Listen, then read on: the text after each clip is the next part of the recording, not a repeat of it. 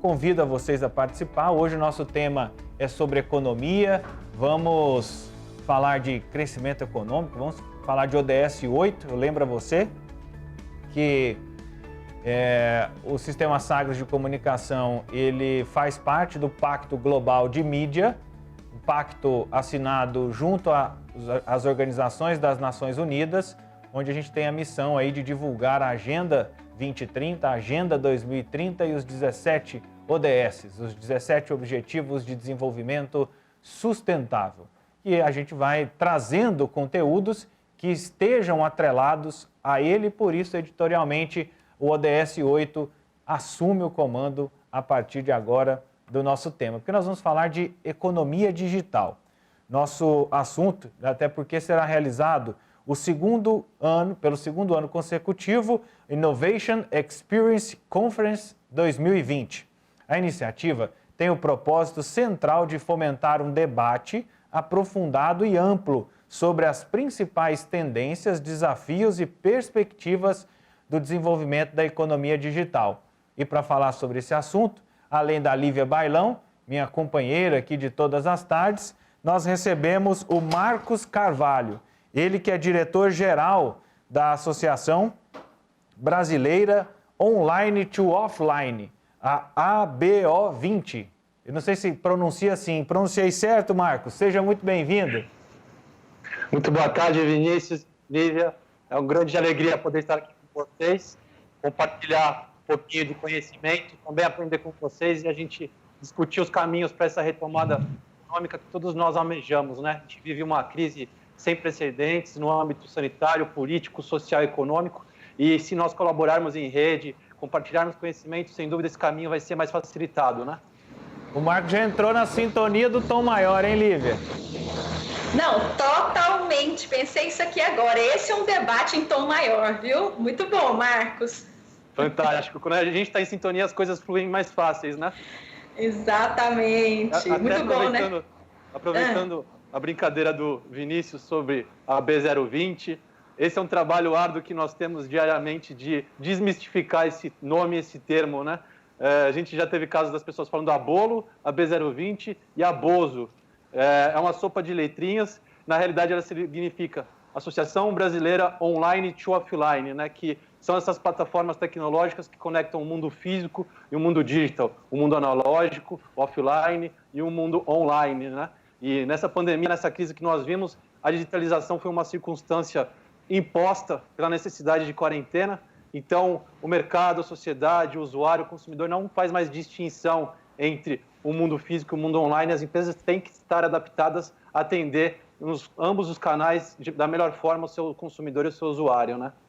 Com certeza, e esse é um grande desafio, porque a gente não pode entrar de qualquer jeito no mundo digital, tem que saber o jogo, tem que saber as regras, tem que saber jogar, e se você vai sem conhecimento, você acaba desperdiçando tempo, acaba desperdiçando energia, e não é esse o nosso propósito aqui.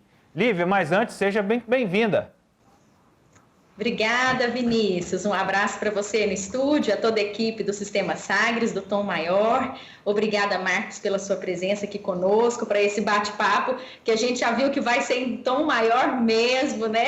Muito bom. E saudar também os nossos ouvintes, telespectadores, internautas. Um grande abraço para todos vocês. Obrigado, Lívia. Vamos lá.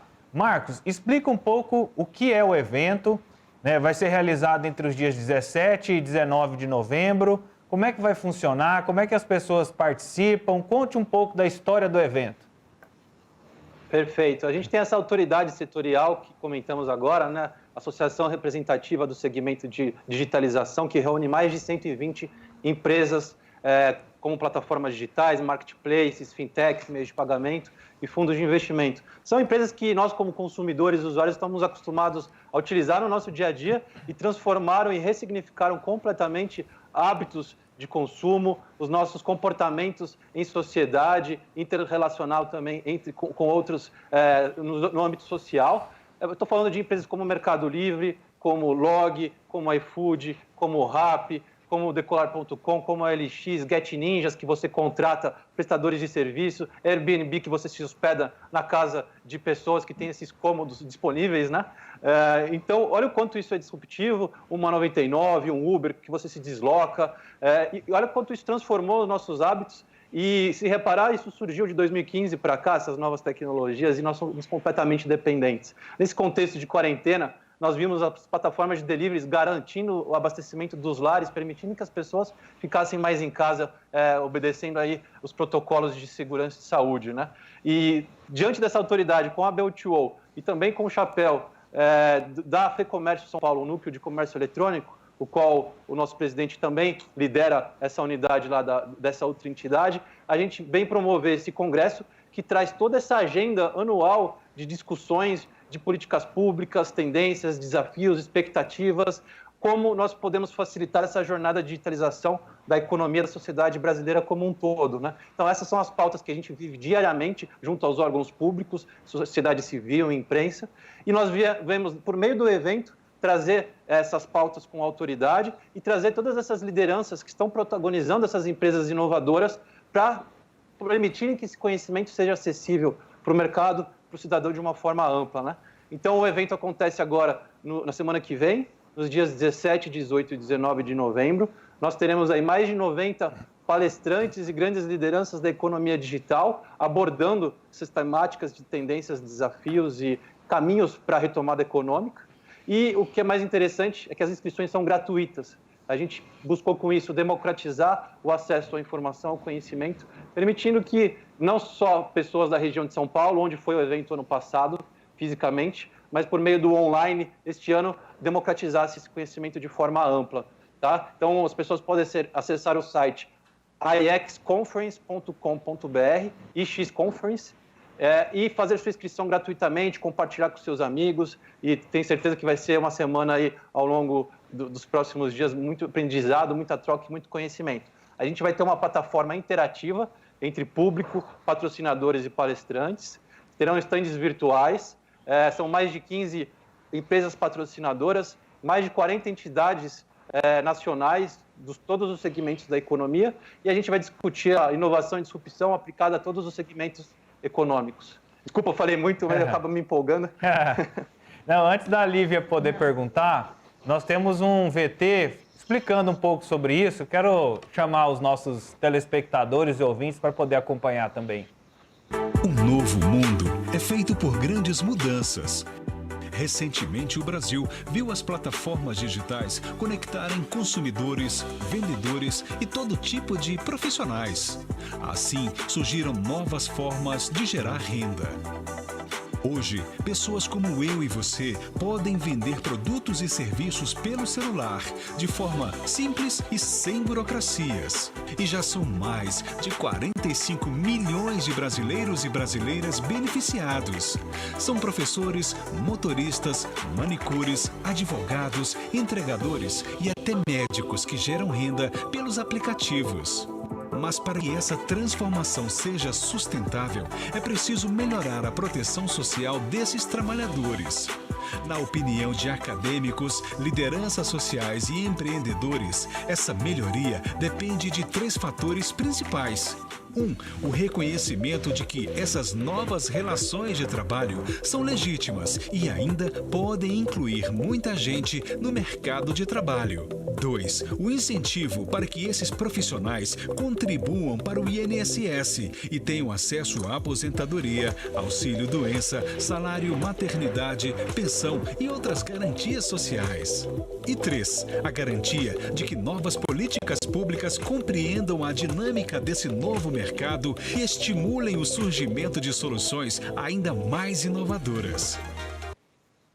Aí uma apresentação da conferência, né, de alguns conceitos. Eu já fiquei com várias perguntas, mas eu não vou monopolizar. Lívia, eu vou deixar você perguntar, senão fica difícil.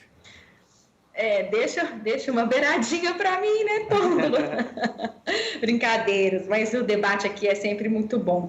Ô Marcos, a gente uma vez, esses tempos atrás, entrevistamos uma pessoa aqui no Tom Maior que trouxe uma uma fala interessante no sentido de que a tecnologia, o digital, não é mais uma ferramenta, ele já é o modo de vida atual, ele é um estilo de vida, ele é o nosso mapa mental hoje parte disso, né? Não tem como assim, não é uma ferramenta mais, já está introjetado na nossa, uma questão existencial nossa, a gente vive e opera assim. E eu tenho uma certa resistência pessoalmente, né? Mas só de você falar o tanto de coisas aqui no início, eu falei assim, gente, mas eu uso Uber, eu uso isso, eu uso aquilo. Não é que eu estou até bem antenada com esse tipo de coisa, mas para mim eu ainda tenho assim uma certa dificuldade em me abrir mais, digamos assim. Acredito que muitas pessoas que estejam nos acompanhando pelo rádio, pela TV, pela internet, também possa ter essa resistência, né? Então, hoje, eu chego para comprar uma coisa, a pessoa me dá um QR Code, fala, tem esse negócio de Pix aqui, de Pay. Aí eu falo, gente, não, eu transfiro, para mim é melhor aqui meu cartão, tá? Né? Mais uma senha, mais uma coisa, aquilo, assim, eu tenho ainda algumas dificuldades, né? Mas vamos lá. Então, esse mundo digital hoje é o nosso mundo, é aquele no qual a gente opera, né, nele. Para as nossas relações afetivas, para as nossas relações de consumo de serviços, muitos serviços dos quais depende, né, uma certa proximidade, como você vê a presença desse mundo digital nesse âmbito da nossa vida? Perfeito. Você comentou muito bem, a tecnologia ela é meio, não fim por si só. Ela pode ser utilizada para perpetuar meios tradicionais de fazer negócios e relações, ou para disruptar e inovar, que é o que a gente tem acompanhando muito recentemente, principalmente de 2007, 2008 para cá, com o surgimento dos smartphones, né? Então, a curva de evolução e transformação de 2008 para cá, uma vez que com o smartphone o cidadão, o usuário, passou a se conectar 24 horas por dia, 7 dias por semana, essa curva transformacional tornou-se exponencial, ou seja, antes o que era linear e demorava uma série de anos, décadas, para ter essas transformações de forma mais intensa, hoje ela acontece num ritmo muito mais acelerado, jamais visto anteriormente, né? Então a gente tem que se adaptar diariamente. Tecnologias que ontem eram extremamente utilizadas, hoje podem se tornar obsoletas, né? Então é um constante aprendizado diário. É isso que você comentou de mudança de hábito, mudança cultural, são o que nós, como usuários, temos que nos submeter diariamente. Hoje, especificamente, apesar de eu estar imerso nesse segmento, eu fiz minha primeira compra de supermercado. Eu comprava muito delivery de restaurante, mas eu ainda tinha o hábito de ir ao supermercado, escolher frutas, legumes, do que eu mais gosto. E eu falei, deixa eu fazer o teste hoje. Coincidentemente, tive uma ótima experiência. Então, a partir daqui, de hoje, creio eu que farei mais compras de supermercado. Então, foi mais um aprendizado meu. Ao passo que serviços como Uber 99, Get Ninjas, Mercado Livre, você vender algo, OLX também colocaram um equipamento usado, a maior parte das pessoas já teve essa primeira etapa superada. Então, acho que é isso. Cada dia, cada necessidade, cada dor que você tenha, vai ter uma nova plataforma, uma nova startup, buscando solucionar essa problemática e te trazer mais comodidade, facilidade e soluções, né? Marcos, você citou na sua pergunta inicial Airbnb, né, na sua participação inicial, Uber, 99 e todas as suas variações que a gente vem conhecendo, iFood, enfim, uma série de aplicativos, uma série de plataformas que rompem com um modelo onde nós tínhamos o cliente e a empresa dominava essa relação com o cliente. Hoje há uma ruptura, a plataforma é o intermediário dentro desse processo, onde ela conecta cliente com serviço. E um avalia o outro. Então, à medida em que um vai ganhando mais pontos, ele vai tendo mais posicionamento. Então, a curadoria dentro dessa relação não é um gerente que faz, não é um ser humano, não é uma empresa. São é a qualidade do serviço prestado. Essa característica descentralizada, ela faz parte de qualquer negócio que queira entrar na economia digital? Tipo assim, ele é um pilar? Eu não posso pensar em economia digital sem pensar nessa estrutura? Muito bem colocado, Vinícius. Não é propriamente uma lei que seja nesse modelo, mas esse modelo acaba apresentando oportunidade de crescimento em escala muito superior do que modelos de negócio que tenham limitações e produções mais tangíveis próprias, né? Ou seja, eu vou dar um exemplo da escalada que o comércio vem vivendo, né? A gente tinha os comércios tradicionais, os varejos de bairro, que sempre vendem o que eles possuem no estoque próprio, né? Uma vez que a internet chegou, se tornou acessível, no comércio eletrônico eles passaram a vender esse estoque próprio num novo canal digital, que seria o seu site. Quando ele evolui do modelo de comércio eletrônico para um modelo de plataforma digital, para um modelo de marketplace, ele deixa de vender somente o estoque próprio, ele passa a conectar oferta e demanda, ou seja, produtores, prestadores de serviços, fabricantes diversos, não somente o que ele possui próprio no estoque, com todos aqueles que querem comprar e têm essas necessidades. E muitas vezes as plataformas acabam tendo mais do que um cliente. Se a gente pegar o caso de Rappi, por exemplo, eles têm o cliente que são os entregadores, que eles têm que ter uma base crescente de entregadores para suprir o aumento da demanda. E eles têm outro cliente, que são os próprios restaurantes. E essas duas pontas têm que estar bem satisfeitas. E do outro lado, o cliente final. Então ele tem que se preocupar com 3 faces ali do jogo mercadológico e certificar a satisfação de todos eles. Então, olha, tem um poder de escala por não ser dependente de algo tangível que eles tenham que estar produzindo, eles fazem essa conexão de uma forma ampla e com grande repercussão, né? Eu vou te dizer que essa pergunta que eu fiz agora é uma pergunta retórica, porque eu me faço todos os dias como eu posso inserir o jornalismo dentro desse processo. Eu me faço essa pergunta todos os dias, né? Sendo um trabalho de seleção, de curadoria, de organização da informação, de apresentar de uma forma, explicar para as pessoas, mas ao mesmo tempo como se inserir dentro desse modelo. Ainda não encontrei, mas é uma coisa que me pergunto todos os dias. E como a gente conversou, todos os segmentos estão sendo disruptados por esse modelo, né? A comunicação, a partir da popularização da internet, também inverteu seu fluxo, né? A gente tinha um fluxo que era mais verticalizado, ou seja, as grandes organizações, as grandes corporações colocando seus anúncios publicitários, colocando suas formas de se comunicar, e o público consumidor, usuário, recebendo isso de uma forma mais passiva. Ele tinha pouco poder de repercussão. Era um fluxo meio que de mão única. Com a internet, com as redes sociais, esse fluxo, esse paradigma foi quebrado, né? Então, passou a ter o feedback instantâneo, os dois lados das relações passaram a emitir opiniões e influenciar todas as suas redes de conexões. As empresas passaram a ter que ouvir os feedbacks dos seus consumidores de maneira instantânea e se adaptar para que não tenham clientes insatisfeitos e possam fidelizá-los. Dessa mesma forma, também as corporações de comunicação, a imprensa, passaram a ter que ouvir também de uma forma mais instantânea e ter esse diálogo com feedback numa comunicação de mão dupla, né? Então, é um desafio que nós todos estamos vivendo aí para ter uma comunicação efetiva nos multicanais de impacto e disseminação, né? Se a gente pensar um modelo de plataforma aplicado ao que nós falamos agora de comunicação, as próprias redes sociais, né? Ela amplia a voz da imprensa, amplia a voz do cidadão e, por meio dessa plataforma de conexão, vai gerando repercussão por meio de um canal diferente do rádio, da TV, mais uma opção agora a internet. E um desses vai morrer, vai deixar de existir. Eu tenho uma visão muito positiva, que é o equilíbrio. O poder está na mão do cliente, do consumidor, do usuário, do espectador escolher qual momento que ele vai assistir e em qual canal, dentro da comodidade dele. Então, é o fenômeno da multitela, né? Uma hora ele está no smartphone, outra hora no notebook, outra hora na Smart TV. E a gente tem que estar lá em todos eles, buscando prover esse conhecimento, né? Com certeza. Marcos, muito obrigado. Você tem mais alguma pergunta, Lívia? Tem um monte, né, assim, Vinícius? Eu também tenho um monte, mas assim, o tempo está apertado, dá para uma pergunta, se você quiser.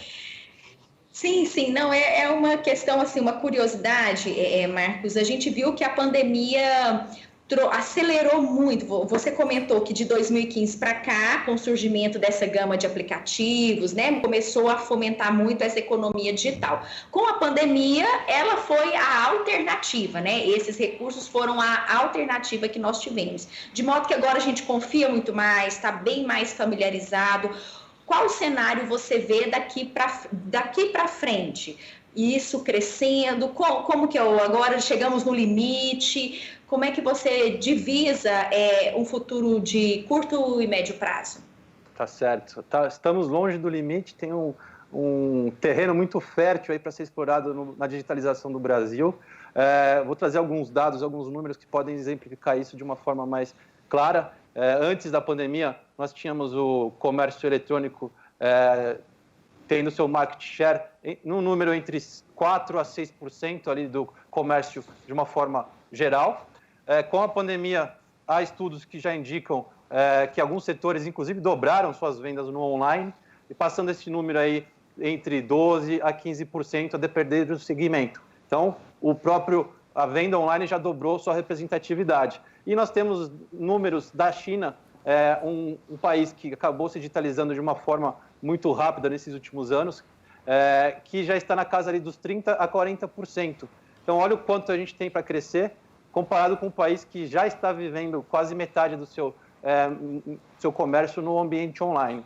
Então, eu acho que esse hibridismo, buscando a comodidade do consumidor, vai ser cada vez maior, e os consumidores aprendendo a utilizar de uma forma que facilite sua vida na sua jornada diária, né?